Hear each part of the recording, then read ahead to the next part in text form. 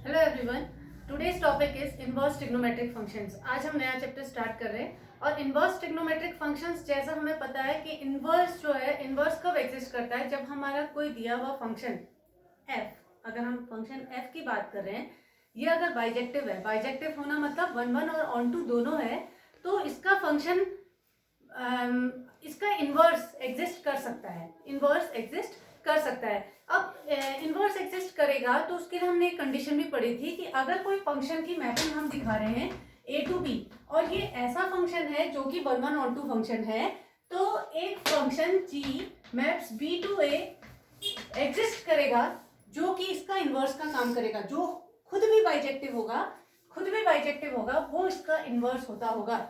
Means अगर मैं domain a है इसकी और कोडोमेन हमारे पास b है, हमारे f में यहाँ पर a में डोमेन में x एलिमेंट बैठे हुए हैं और यहाँ पर हमारे y एलिमेंट, यही तो लेते थे हम। यहाँ से यहाँ हमारा जो फंक्शन काम कर रहा है वो f फंक्शन है, यहाँ से यहाँ हमारा जो फंक्शन काम कर रहा है वो g फंक्शन है। अगर f फंक्शन हमारा one one on to function है ना, तो g function y to x b to a जो जा रहा है हमारा, वो क्या होगा, इसका इनवर्स की तरह काम करेगा। मतलब x जब यहाँ से फंक्शन में गया तो यहाँ क्या मिला, fx means fx is equals to y के हो गया, ठीक हो गया। दूसरा हमारा क्या, अगर हम इसको जब g फंक्शन की बात करेंगे जो b टू a जा रहा है, तो उसमें डोमेन कौन बन गई, y बन गई। तो यहाँ से हमारे पास जब ये फंक्शन यहाँ जा रहा है तो इसमें y एलिमेंट भरने पर हमें क्या मिलेगा, x मिलेगा, gy is equals to x के मिलेगा। ये हमारा बेसिक कॉन्सेप्ट था किसका, इनवर्स का। अब इनवर्स में हम इस g को एक नए नाम से जानते थे, जो f का इनवर्स, क्योंकि g को हमने कहा कि वो f का इनवर्स है तो हम इसे f इनवर्स कह देते थे। अब f इनवर्स के लिए हमारे पास क्या चीज है, हमने कहा g जो है वो f इनवर्स के इक्वल है। अगर मैं यहाँ पर g की जगह पर f इनवर्स लिख दूं और y is equals to x, यही चीज मिल गई। तो ये हमें पता होना चाहिए कि अगर हम इस तरीके से, और दोनों तरफ मैं दोनों का फंक्शन ले लेती हूँ, तो ये f इनवर्स किसके, y इज इक्वल्स टू किसके हो जाएगा, fx के मींस fx कितना था अपने y के इक्वल। तो यही कॉन्सेप्ट तो हम पढ़ते आ रहे थे। अगर मैं f इनवर्स y की बात कर रही हूँ, f इनवर्स में क्योंकि हमारी f इनवर्स यहाँ से यहाँ को फंक्शन काम कर रहा है और इसके डोमेन में हमारा y एलिमेंट बैठा हुआ है, तो मुझे क्या मिलेगा, y के इक्वल मिलेगा। और अगर f inverse o f x की बात, क्योंकि f के डोमेन में हमारे पास x एलिमेंट्स हैं, तो हमें वापस से क्या मिलेगा, x मिलेगा। तो ऐसे फंक्शन को हम इनवर्स फंक्शन कहते थे। f इनवर्स o f अगर हमारे पास x इक्वल्स टू x के मिलता है तो ये फंक्शन इनवर्स कहलाता है हमारे f का। तो ये हमारी एक छोटी सी नॉलेज। अब इसमें हमारे पास कंडीशन, जो सबसे इंपॉर्टेंट कंडीशन वो आपको दिखाई दे रही है, वो है कि दिए हुए फंक्शन का बाइजेक्टिव होना। अब हमारे चैप्टर का नाम है इनवर्स ट्रिग्नोमेट्रिक फंक्शंस। अब इनवर्स ट्रिग्नोमेट्रिक फंक्शंस अपने आप में अंदर ट्रिग्नोमेट्री को घुसा दे रहा है। अब आप ट्रिग्नोमेट्री में जब आप देखते हैं कि 6 आपके जो ट्रिग्नोमेट्रिक रेशियोज हैं, साइन, कॉस, टेन, कॉट, सेक और कॉसेक, ये 6 के 6 ट्रिग्नोमेट्रिक रेशियोज आप देखते हैं कि ये बाइजेक्टिव नहीं होते। क्यों नहीं होते, और ये हर एक फंक्शन जो है वो पीरियोडिक फंक्शन है। पीरियोडिक फंक्शन है मतलब एक सर्टेन इंटरवल के बाद ये रिपीटेशन शो करते हैं। तो अब इन फंक्शंस को हम बाइजेक्टिव कैसे कहेंगे, जैसे मैं आपको साइन फंक्शन का ग्राफ बना के दिखाती हूँ। जब मैं साइन फंक्शन का ग्राफ बनाऊंगी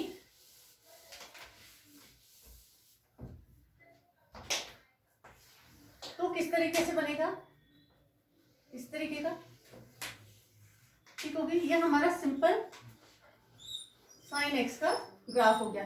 अब साइन एक्स का ग्राफ है जिसमें ये हमारी डोमेन है और ये हमारी कोडोमेन है। अब डोमेन हमारी क्या देख रहे हैं आप, सारी की सारी रियल नंबर है, और कोडोमेन हमारी कहां से कहां तक जाती है, ये 1 हो गया और ये हमारा -1 हो गया। तो हमारी रेंज जो होती है वो -1 to 1 का क्लोज इंटरवल होती है। किस केस में, ये हमारा fx is equals to sine x का ग्राफ है, और fx is equals to sine x के ग्राफ में हमारे जो साइन है उसकी डोमेन और कोडोमेन के बारे में अगर हम बात करें तो f की मैपिंग किससे कहां को हो रही है, डोमेन क्या बैठी है, सारी की सारी रियल नंबर्स, और कोडोमेन में हमारे पास केवल कौन बैठे हैं, -1 से 1 तक के एलिमेंट्स। अब कई सारे रियल नंबर्स जो हैं वो सेम इमेज दे रहे हैं। देखिए यहाँ पर यहाँ पर और इसी तरीके से इनफाइनाइट एलिमेंट्स पर यहाँ पर हमारी इमेज जो आ रही है, रेंज जो आ रही है वो सेम आ रही है। इसका मतलब ये कैसा फंक्शन हो गया, मैनी टू वन फंक्शन हो गया। वन वन फंक्शन तो नहीं रहा, हमें क्या चाहिए, बाइजेक्टिव होगा तभी इसका इनवर्स एग्जिस्ट करेगा। मतलब अगर मैं साइन इनवर्स फंक्शन की बात कर रही हूं तो फंक्शन को, साइन एक्स फंक्शन को हमारा क्या होना चाहिए, बाइजेक्टिव होना चाहिए। साइन का इनवर्स मतलब साइन इनवर्स कब एग्जिस्ट करेगा, जबकि दिया हुआ फंक्शन साइन एक्स जो वो हमारा बाइजेक्टिव हो। लेकिन यहाँ तो हम देख रहे हैं भैया एक के लिए कई सारे एलिमेंट्स के लिए हमारे पास सेम मैपिंग हो रही है, सेम रेंज मिल रही है हमें। ऐसे ही -1 हमें मल्टीपल उस पे मिल रहा है, ये तो बेसिक है। ऐसे कई सारे एलिमेंट्स होंगे, ये देखिए यहाँ पर अगर मैं कहीं पर भी लाइन खींच दूंगी तो यहाँ पर सेम वैल्यूज मिल रही है हमें, ये सेम वैल्यूज मिलती जाएंगी और इनफाइनाइट जगह पर हमें वैल्यूज सेम मिलती जा रही है। इसका मतलब है कि ये मैनी टू वन फंक्शन हो गया भैया, कई रेंज, कई डोमेन पर ये रेंज सेम दिखा रहा है। अब ये हमारा क्या हो गया, कहा मैंने, मैनी टू वन फंक्शन हो गया। अब मैनी टू वन फंक्शन है तो इसका इनवर्स कैसे एग्जिस्ट करे भाई। अब इसका इनवर्स एग्जिस्ट कराने के लिए हमें क्या करना पड़ेगा, दिए हुए फंक्शन की डोमेन और कोडोमेन को रेस्ट्रिक्ट कर देना पड़ेगा। क्या करना पड़ेगा, हमने इसकी डोमेन को और कोडोमेन को रेस्ट्रिक्ट कर देना पड़ेगा, क्योंकि हमें पता है कि दिया हुआ फंक्शन जो साइन फंक्शन है वो पीरियोडिक फंक्शन है। पीरियोडिक फंक्शन क्या होते हैं, एक सर्टेन इंटरवल के बाद ये रिपीटेशन शो करते हैं, सर्टेन इंटरवल के बाद ये रिपीटेशन शो करते हैं। आपको पता है 0 to 2 पाई जो हमारा होता है, ये हमारे पास 0 हो गया, ये हमारा π/2 हो गया, ये हमारा पाई हो गया, ये 3π/2 और ये 2 पाई है हमारा।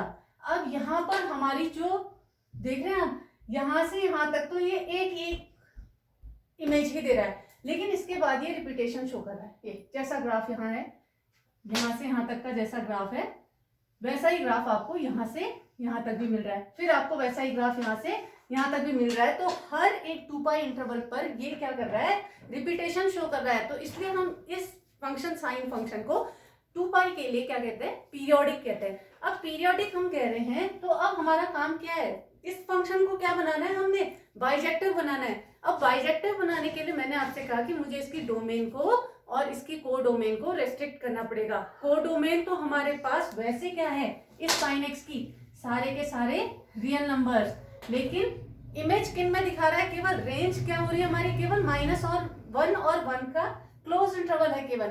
अब मैं क्या करूंगी कि दिया हुआ फंक्शन मेरा इनवर्स शो करे, मैं दी हुई फंक्शन साइन एक्स की डोमेन को रेस्ट्रिक्ट करना चाहूंगी। अब रेस्ट्रिक्ट करने के लिए मेरे पास जो पहला चीज दिखेगी वो हमारी क्या दिखेगी, यहां से अगर मैं बात करूं, ये मेरा -π/2 है, ये 0 है, ये -π/2, ये -π, ऐसे ही -3π/2 और ऐसे ही ये हमारा हो जाएगा -2 पाई के -5π/2। इसी तरीके से हमारे एलिमेंट्स आगे को बढ़ते रहेंगे, वैल्यूज हमारी आगे को बढ़ती रहेंगी। अब मैं देख रही हूं कि यहां से लेकर यहां पर तक जो है उसमें कहीं पर भी कॉमन एलिमेंट्स नहीं आ रहे हैं, कॉमन रेंज नहीं आ रही है।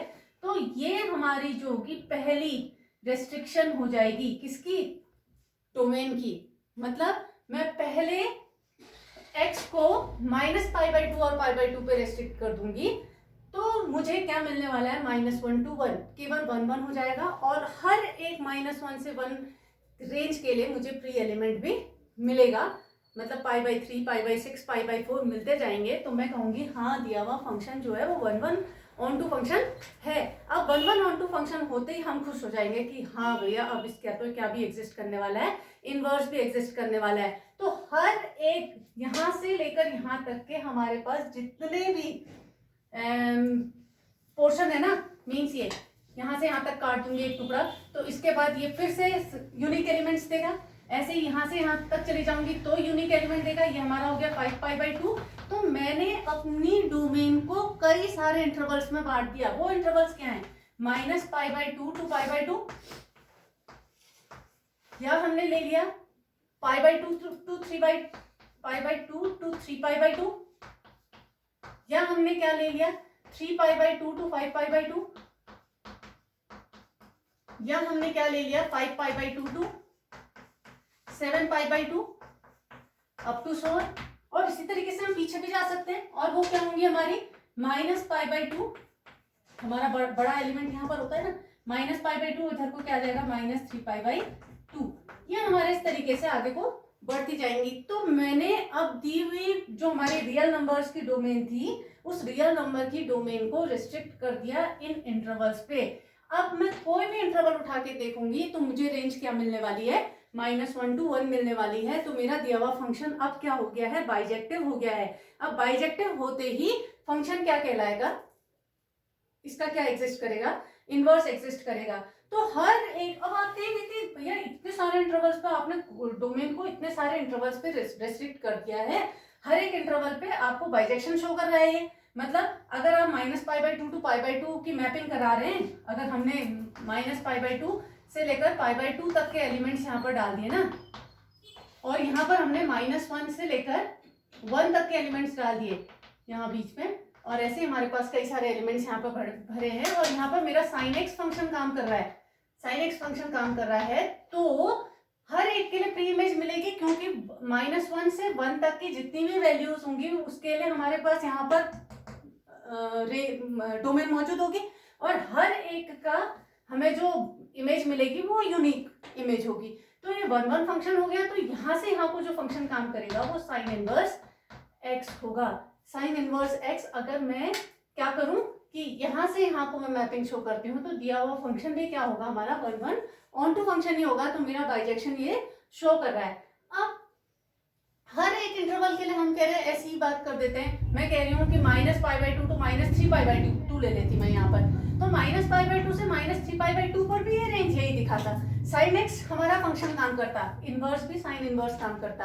अब इतने सारे के लिए हम बात कर रहे हैं, लेकिन अब -π/2 और π/2 जो होती है इसमें से हम प्रिंसिपल ब्रांच की तरह ले लेते हैं।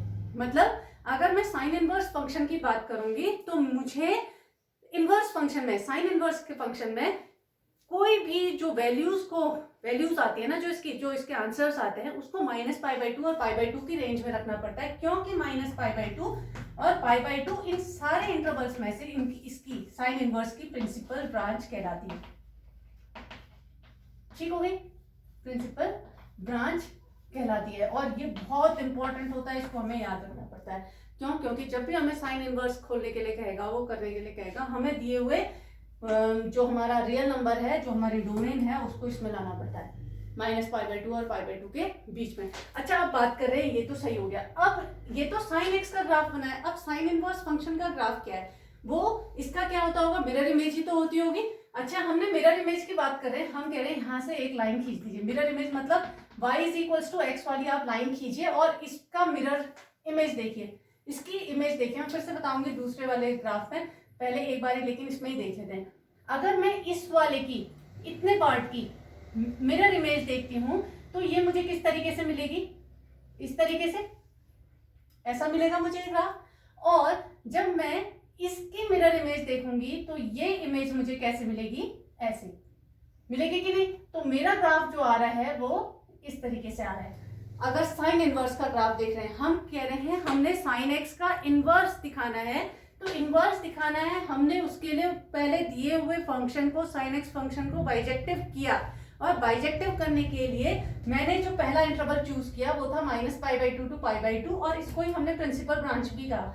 अब ये मुझे आंसर क्या दे रहा है, -1 से 1 के बीच के ही एलिमेंट इसमें भी आंसर करेंगे। ये देखो, -1 से 1 के बीच में ही हमारे ये आंसर करेंगे। और अब डोमेन और कोडोमेन बदल गई। डोमेन कौन सी होगी, y के एलिमेंट, और कोडोमेन क्या होगी हमारी, ये x एक्सिस।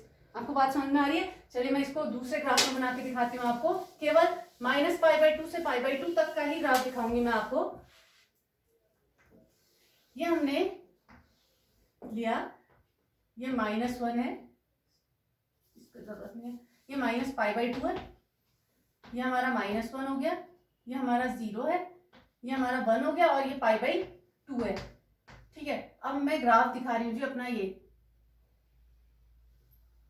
ये क्या मेरा ग्राफ, ठीक हो गया। ये किसका ग्राफ है जी, ये ग्राफ है हमारे साइन एक्स का ग्राफ है। अब मैं इससे क्या दिखा रही हूँ, अपना मिरर इमेज के थ्रू मैं साइन इनवर्स का ग्राफ दिखा रही हूँ। और अच्छा बनाती हूँ ताकि मेरा साइन इनवर्स बड़े अच्छे से दिखाई दे। ये हमारा ग्राफ है, ठीक होगी। थोड़ा नीचे, ये आया हमारा 1, ठीक है, अब मैं इसका मिरर इमेज शो करती हूँ। ये मेरी y is equals to x की लाइन, ठीक हो गई। अब इसकी मिरर इमेज बनेगी तो किस तरीके से बनेगी जी, इस तरीके से, और ये हमारा कहाँ चला जाएगा, इस तरीके से, ठीक है, इस तरीके से ऐसे ही चला जाना चाहिए था ये, और ये गया हमारा इस तरीके से, ठीक है। ये ग्राफ बनकर आ गया हमारा ऐसा। अब ये तो हमारा sin x का ग्राफ था नीचे वाला, ये था y is equals to sin x का ग्राफ, और इस sin x के लिए हमारी जो डोमेन थी वो थी -π/2 टू π/2। मैं -π/2 से π/2 के एलिमेंट्स भर रही हूँ इसके अंदर, और मुझे रिजल्ट क्या मिल रहा है, -1 और 1 मिल रहे हैं मुझे आंसर, -1 और 1 का क्लोज इंटरवल। ये तो था, अगर मेरा sin x ग्राफ है तो मैंने इसे रेस्ट्रिक्ट करा, तो ये f फंक्शन की मैपिंग जो हो रही है वो -π/2 टू π/2 का क्लोज इंटरवल 2 हमारी जा रही है -1 to 1, ठीक हो गया। और अगर मैं इसी के इनवर्स की बात करूं, f इनवर्स की बात करूं, तो f इनवर्स मतलब जो मेरा फंक्शन है वो sin इनवर्स x हो गया, और sin इनवर्स की जो मैपिंग जाएगी उसमें हमारी डोमेन में कौन बैठ गए, -1 और 1 का क्लोज इंटरवल, और ये मैपिंग कहां से कहां तक जाएगी, -π/2 टू π/2। पढ़ा था ना, f maps a to b, then there exists, अगर ये बाइजेक्टिव है then there exists f inverse b to a which is also bijective। तो ये f inverse b to a, f a to b, b to a हमारी mapping जा रही है। तो हमारा ग्राफ जो है वो कुछ इस तरीके से बनेगा। और प्यारा सा बना देती हूँ इसको, और प्यारा सा बनाने के लिए ये हमारे पास गया,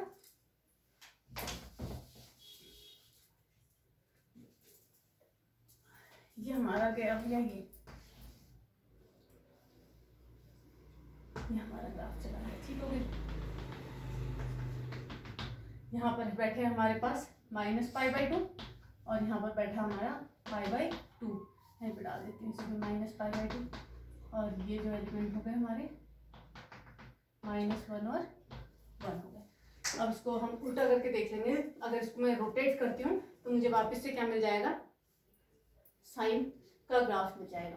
तो इस तरीके से हमने पढ़ना है इनवर्स ट्रिग्नोमेट्रिक फंक्शंस को, और इनवर्स ट्रिग्नोमेट्रिक फंक्शंस में भी हम फिर बहुत सारी चीज़ें पढ़ेंगे।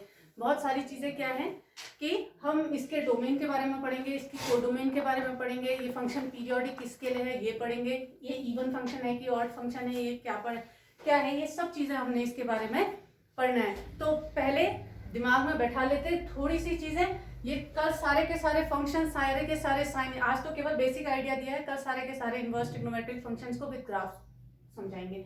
अच्छा, पहले एक छोटी सी बात कर लेते हैं, हमारा जो sin x का ग्राफ है वो किस तरीके से जाता है, cos x का ग्राफ किस तरीके से जाता है, ये हमें पता होना चाहिए और बिल्कुल याद रहना चाहिए ये किस तरीके से ये फंक्शंस के ग्राफ जाते हैं। जैसे अगर हम sin x के ग्राफ की बात करते हैं तो sin x का ग्राफ जो है हमारा किस तरीके से जाता है, कहा हमने, इस तरीके से हमारा sin x का ग्राफ जाता है, इतना दिखाती हूँ ये, और इसके लिए हमारे पास यहाँ पर 0, ये पाई, ये 2 पाई, 3 पाई, इस तरीके के एलिमेंट्स, -π, -2 पाई, और यहाँ पर हमारी जो रेंज आएगी वो -1, और यहाँ पर जो रेंज आएगी वो हमारी 1 के इक्वल। ये हमारा sin x का ग्राफ है। इसकी डोमेन को डोमेन के बारे में हम जानते हैं। इसके बाद हमारा cos x का ग्राफ हम देखते हैं। cos x का ग्राफ किस तरीके से जाता है, cos x का ग्राफ जाएगा जी इस तरीके से, ये ठीक हो गया। अब cos x के ग्राफ में हमारे पास ये 0 हो गया, ये हमारा π/2, ये 3π/2, ये 5π/2, ऐसे ही हमारे पास -π/2, -3π/2, इसी तरीके से यहाँ को एलिमेंट्स गए, लेकिन रेंज इसकी भी कहाँ से कहाँ तक जाती है, -1 to 1, ठीक हो गया। ये हमारे पास cos x का ग्राफ। अगर हम बात करें tan की, तो tan हमारे पास जो जाएगा उसके लिए आप इस तरीके से खींच दीजिए,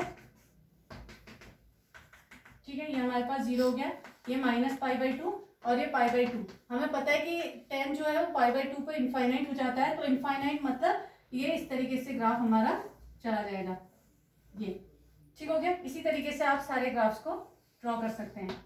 और ये पीरियोडिक है, पीरियोडिक दिख रहा है आपको, मतलब रिपीटेशन तो शो कर रहा है, लेकिन किन पॉइंट्स पर, मल्टीपल्स ऑफ π/2, जहां पर भी π/2 के जितने भी मल्टीपल्स हैं और मल्टीपल्स ऑफ π/2 पर ये हमें क्या दे रहा है, इनफाइनाइट दे रहा है, वहां पर ये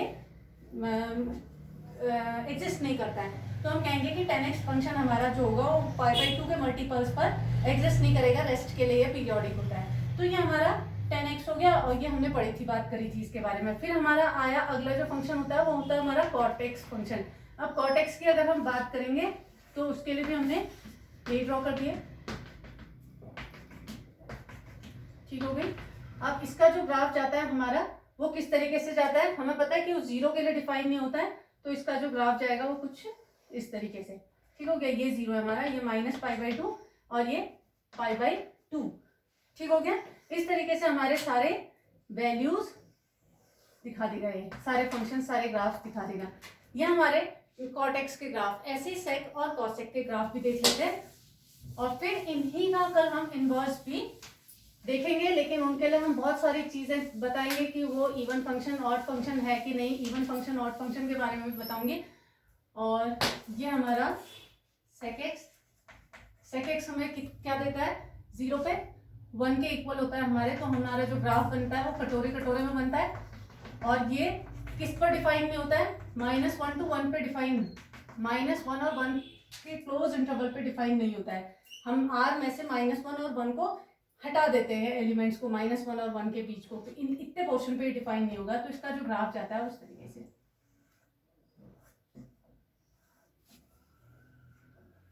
ये हमारा 0 हो गया ना, ये -π/2 और ये π/2। हमारा जो cos π/2 होता है, cos π/2 हमारा 0 होता है, तो sec π/2 इनफाइनाइट होगा, तो इनफाइनाइट देखेंगे। इस लाइन को टच नहीं करेगा, ये इस तरीके से ग्राफ चला जाएगा। -π/2 पे भी इस तरीके से चला जाएगा, और sec 0 हमारे पास 1 के इक्वल होता है। इसी तरीके से हमारा जो अगला ग्राफ आएगा वो कुछ इस तरीके से आएगा, ठीक है। इसी तरीके से कटोरे कटोरे हमें मिलते रहते हैं, यहाँ पर भी हमें ऐसे ही कटोरा मिल जाएगा, वो होगा कुछ इस तरीके से। तो ये हमारा ग्राफ होता है sec x का। इसी तरीके से लास्ट में हमारे पास जो फंक्शन आएगा वो है cosec x। cosec x का जो हमारा ग्राफ बनेगा वो भी कटोरे कटोरे में ही होगा, और -2 to 1 पे डिफाइन नहीं होता है, ठीक हो गया। तो -1 to 1 पे ये डिफाइन नहीं हो रहा, हमने इसको अलग लाइन दे दी।